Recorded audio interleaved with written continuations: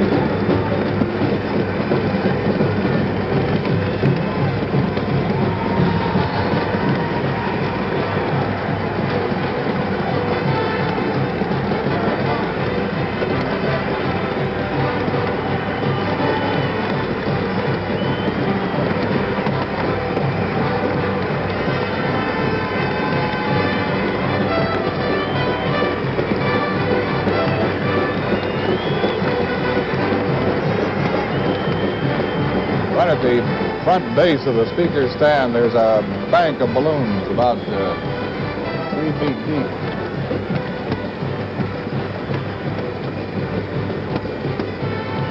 And somebody's clearing them away. That'll be fun.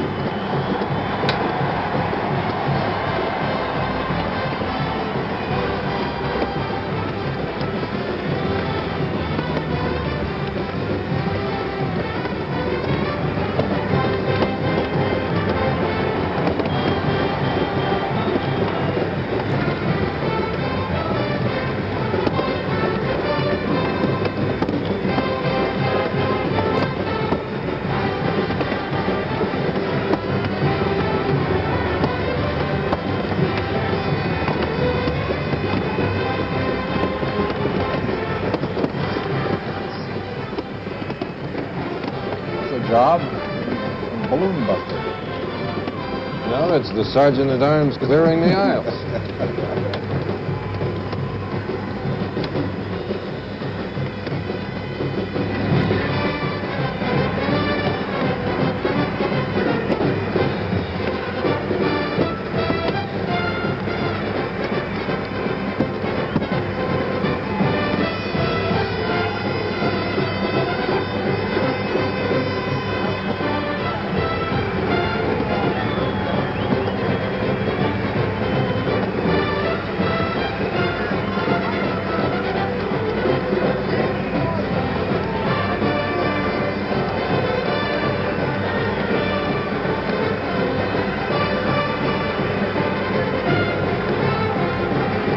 On the stand with Senator and Mrs. Goldwater and 2 sons, 2 daughters, and 2 sons-in-law.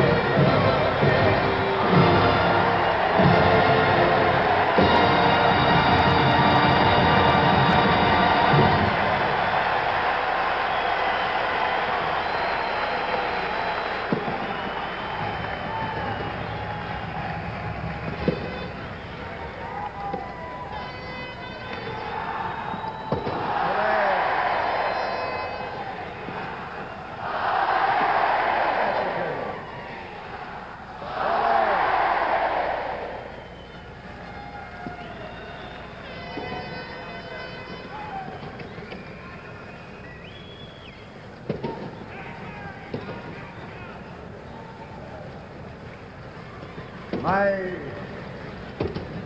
good friend and great Republican, Dick Nixon, and your charming wife, Pat,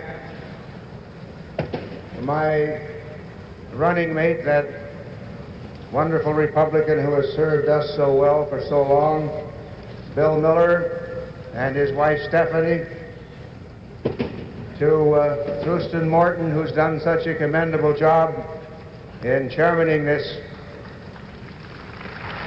convention.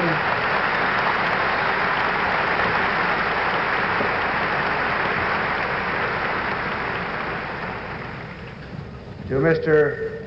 Herbert Hoover, whom I hope is watching, and to that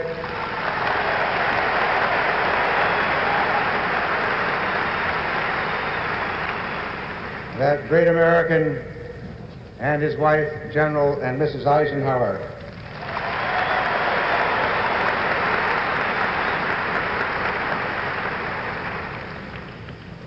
To my own wife, my family, and to all of my fellow Republicans here assembled and Americans across this great nation. From this moment, united and determined, we will go forward together, dedicated to the ultimate and undeniable greatness of the whole man. Together we will win.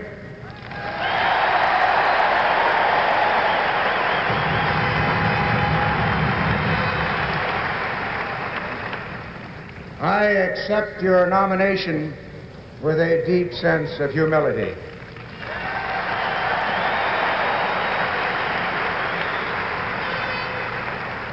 I accept, too, the responsibility that goes with it, and I seek your continued help and your continued guidance. My fellow Republicans, our cause is too great for any man to feel worthy of it.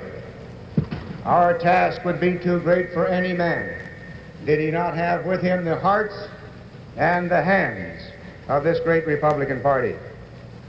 And I promise you tonight that every fiber of my being is consecrated to our cause, that nothing shall be lacking from the struggle that can be brought to it by enthusiasm, by devotion, and plain hard work.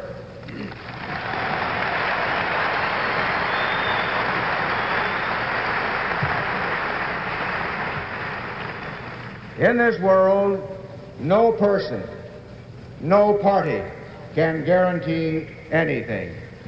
But what we can do, and what we shall do, is to deserve victory, and victory will be ours.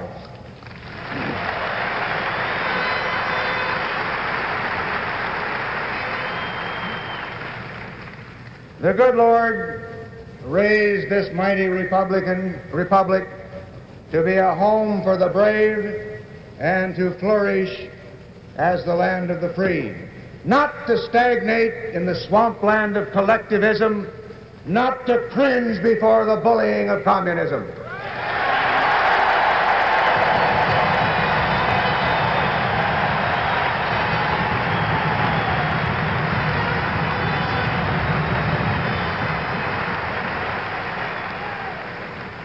Now, my fellow Americans, the tide has been running against freedom. Our people have followed false prophet. We must and we shall return to proven ways, not because they are old, but because they are true.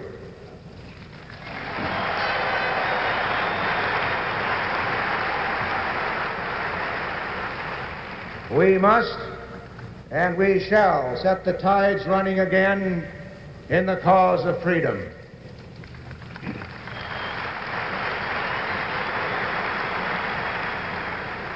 And this party, with its every action, every word, every breath, and every heartbeat, has but a single resolve, and that is freedom.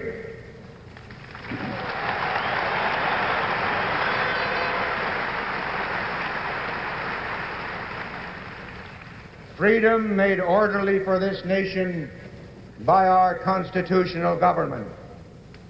Freedom under a government limited by the laws of nature and of nature's God. Freedom balanced so that order, lacking liberty, will not become the slavery of the prison shell. Balanced so that liberty, lacking order, will not become the license of the mob and of the jungle.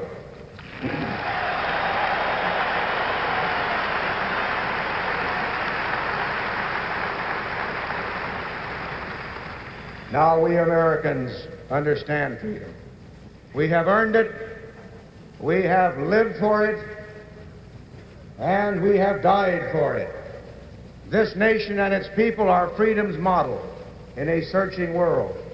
We can be freedom's missionaries in a doubting world.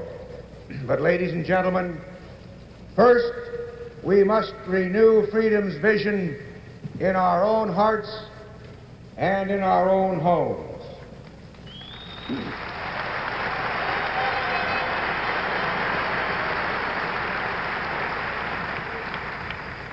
During 4 futile years, the administration which we shall replace has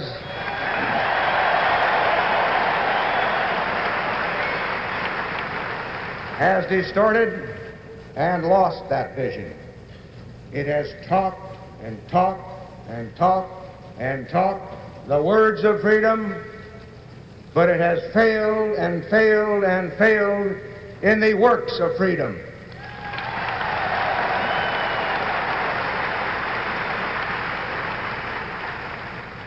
Now, failures cement the wall of shame in Berlin. Failures blot the sands of shame at the Bay of Pigs. Failures mark the slow death of freedom in Laos. Failures infest the jungles of Vietnam. And failures haunt the houses of our once great alliances and undermine the greatest bulwark ever erected by free nations, the NATO community.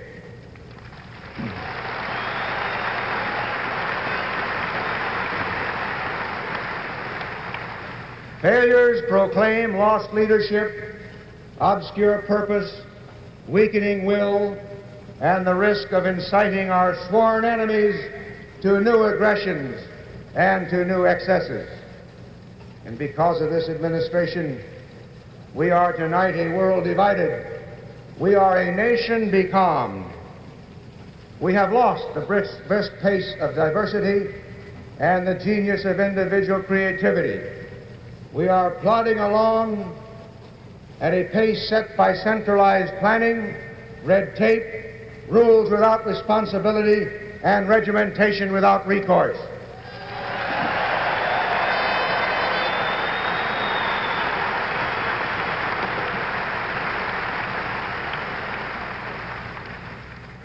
Rather than useful jobs in our country, our people have been offered bureaucratic make-work.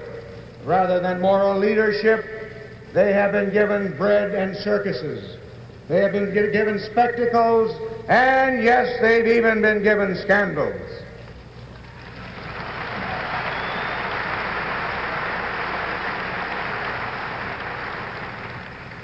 Tonight, there is violence in our streets, corruption in our highest offices, aimlessness amongst our youth, anxiety among our elders, and there's a virtual despair among the many who look beyond material success for the inner meaning of their lives. And where examples of morality should be set, the opposite is seen. Small men seeking great wealth or power have too often and too long turned even the highest levels of public service into mere personal opportunity.